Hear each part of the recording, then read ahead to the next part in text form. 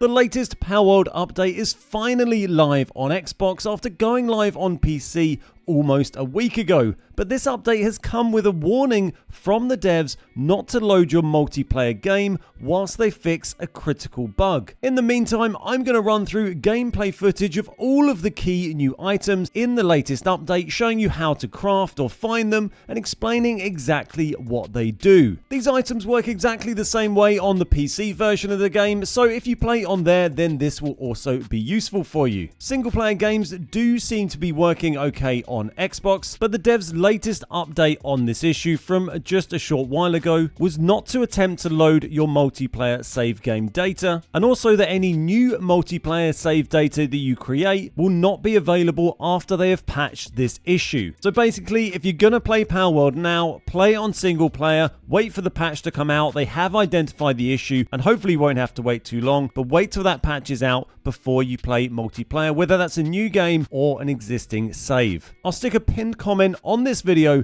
when I've seen them announce a fix for this. I did a full rundown of the massive patch notes document the other day, so if you want to go through all of that in detail, I put a link to that video down below. But today we're just going to focus on the key new items and buildings that you can now craft or find or make in Palworld. First up, we're taking a look at training manuals. These are new items you can find in dungeons and in chests around the world in Palworld. You can find them above ground and also in dungeons. They come in various different sizes. You can see here we've got them ranging from small, medium, large, and even one at XL, which is a legendary. And what these do is you read them to a pal and they will actually get XP from that. I've got a load of them here from running some dungeons earlier today. So you can see if we go and use this small one here, find one of our lower level pals like Bella Noir that we'll come to a little bit later, and we use that and she's going to get 5 levels from using that there. We do have boosted XP rates on at the moment. I'm not sure if that makes a difference on using these or not. This is a medium and that takes her up a bunch of levels there. And then if we go and use one of the large ones, that's going to take her up to 36. And then just for the hell of it, let's try one of our training manual XL, the legendary, and that's going to cap her out at 48, which is my current player level. So these are pretty common. I've got loads of the medium ones. This is just from doing chests and a few dungeons earlier. This is just my test save with boosted rates, so I can run through dungeons pretty quickly, but you are going to find a lot of these items about if you do a lot of dungeons, and they can be quite useful to get things leveled up a bit more quickly. Another new item that you can find in dungeon chests and high level chests are ancient technical manuals, and these give you ancient tech points when you read them. You can see I've got 7 of them here. The moment if I go over to my tech tab, you can see I've got 1 ancient tech points at the bottom there. If we go back to my inventory and read one of these books, we'll gain 1 ancient technology points, and you can see that down the bottom there. Now this is really useful because a lot of the new items we're going to run through in a minute, a lot of the new stuff added in this update requires ancient technology points in order to unlock it. There's loads of new stuff added and a lot of it is on the ancient tech tree and it's going to require more points. So rather than you having to purely rely on going and killing bosses, and you might not even have enough bosses to get enough points to do this, you can now find these manuals in dungeons and you'll be able to get extra ancient tech points by doing that. They're relatively common. As you can see, I had 7 of those. That was from spending a couple of hours sort of speed running some dungeons earlier today. You can get them relatively quickly. Another new thing added in this update is recovery meds. You can see I've got a low quality recovery meds here, and you can actually go and craft these. If we go over to our little medicine table in my very messy little testing base here, you can see that I can make recovery meds or low quality recovery meds, and this is medicine heals wounds over time rather than a sort of instant hit of recovery. Pretty self-explanatory, and those are just the low-level ones I can craft at the moment on this bench. The first item from the ancient technology tree we're going to cover is the Homeward Thundercloud. This is available at level 30 on ancient tech, and it requires 2 ancient technology points in order to unlock. To craft it, you're going to need a Daisy Cloud from getting a Daisy, electric organ, and some ancient civilization parts. You can then just craft them at a high-quality workbench or a production line, and what these essentially are is a single-use teleport item that will teleport you back to the nearest base. You can't use them whilst you're in a dungeon. You have to be outside in the world, but you can teleport from anywhere on the map and it'll take you immediately back to whichever of your bases is nearest. So if we open up our inventory, grab the Homeward Thundercloud, hit use, and then we get a little animation, and then this will just take us off back to the base that we just ran away from. Another ancient technology item that has been added to the game is the Ring of Mercy that is available at level 19. This again will cost you 2 ancient technology points in order to unlock, and what this does is it means if you're wearing it, then creatures that you attack cannot have their health taken below 1 HP, meaning you can go around and hit anything you like and you never have to worry about accidentally killing something that you might want to actually capture. So a really useful item. Again, it can just be crafted at a high quality workbench. You don't have to be particularly high level. 30 normal ingots, some palladium fragments and ancient sieve parts, and you can make a Ring of Mercy. And if we go and grab one that I made earlier and then go and find some unsuspecting foes. So if we have it not equipped at the moment, we go up to this Chickpea, remembering that I'm on really high boosted damage and stuff at the moment. He's going to take 50,000 damage and be very dead.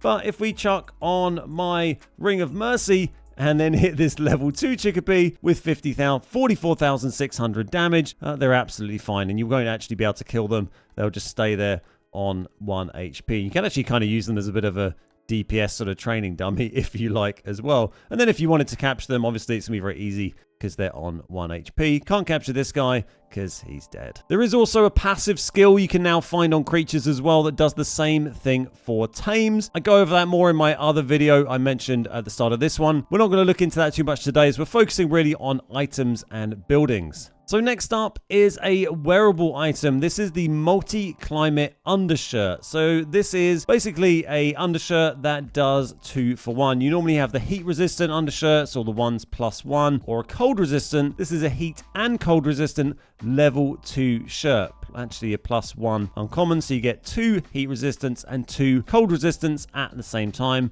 And the picture of it looks pretty badass as well. You can't actually see it because it's under your armor, but it does look pretty nice. And the only way you can actually get this at the moment is by beating a raid boss. The only raid boss we have at the moment is Noir, who just got released in this update, and we're going to go over how you can summon and fight her at the end of this video. But that is just gained from beating the raid boss. If you want to get that, that's how you're going to have to do it. Next up, we have a couple of key new buildings. These are the ore mining sites. There's actually 2 of these available. That's the tier 2 one you could see there. But there's actually a smaller one as well, which is available at level 15. That's going to cost you 2 ancient technology points to unlock. And then the tier 2 mining site is available at level 31, and that's going to cost you 3 ancient technology points in order to build. Neither of them are particularly expensive to build. I'll just chuck down a 1 here just so you can see it. And these work just like the stone and wood facilities where your pals come over to them and they work on it and you will gain ore over time. The tier 2 is much bigger and looks much cooler, and what it does, it just works a bit more quickly than the tier 1. You'll gain ore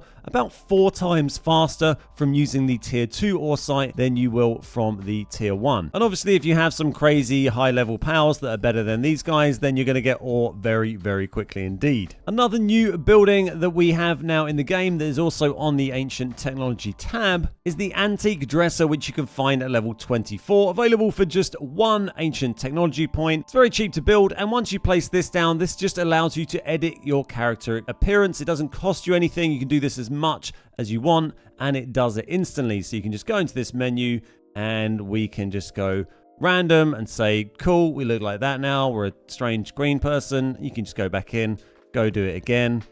Press random, we can be a slightly different green person or maybe a pink person, and there we go, that's our new look that we're super happy with. There are a few more items that you can only get by doing the raid boss, and in fact by doing the raid boss multiple times. I'll just mention quickly what those items are, and then I'll show you how to summon the raid boss and what you can get from it. The first of 2 pretty hard to acquire items are the ability glasses, and by having these on, you'll be able to see wild pals, skills and stats before you actually capture them. So really useful for finding pals with specific skills that you want to get. These cost refined ingots, palladium fragments, ancient civ parts, and ancient civilization cores. Ancient civilization cores are a new resource that you get from beating a raid boss. And from my testing, you just got 1 for beating the raid boss once. So you need 5 of these to build the ability glasses. They also require 4 ancient technology points just to unlock. So unless there's any variance on how many cores you might get from beating a boss, then you're going to need to do it 5 times in order to build 1 pair of these. In a similar vein is the electric egg incubator. This is level 36 on the tree, and this again needs 5 ancient civilization cores. So potentially if you wanted to get both of these things built, that's going to be 10 times you need to beat the raid boss. So how do you fight the raid boss, you might be asking? Well, firstly you need to build the appropriate structure, which is the summoning altar, which you have to unlock, you guessed it,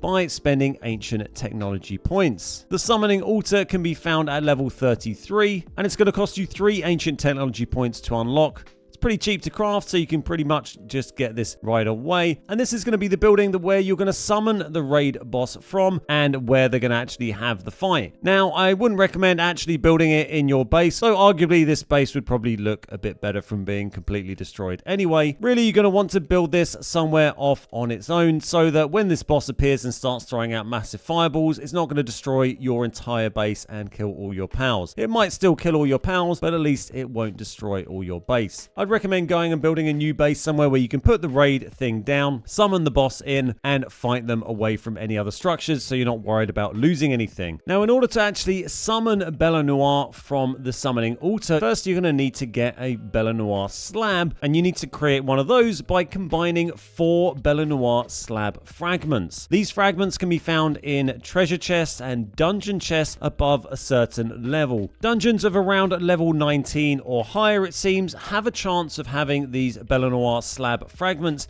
in the chest at the end of the dungeon. I probably did about 6, 7, maybe slightly more dungeons earlier on in order to get the 4 that I needed. So they're not in every single dungeon, but they were relatively common. I think I did actually get 2 from one dungeon at one stage. It just depends on your luck. So you're going to need to go and do some dungeon runs, particularly higher level dungeons, or at least medium level dungeons. And you can get these slabs and then make them into the item you need to summon the raid boss. Take those slab fragments just to a high quality workbench or a production line, and you can craft the stone that you need. Then once you've got your summoning altar down in the place you want to have your fight, take your Bella Noir slab over to it, place in its inventory, and then you can select to summon the boss. Make sure you have all the pals you want to fight the boss ready in your pal box, and then they're all going to help you, and maybe some of your friends will help you as you have a massive fight with Bella Noir. Remember, this is just my test save with all kind of crazy boosted rates, so I can just stand around and slap her about with a sword, but normally it would be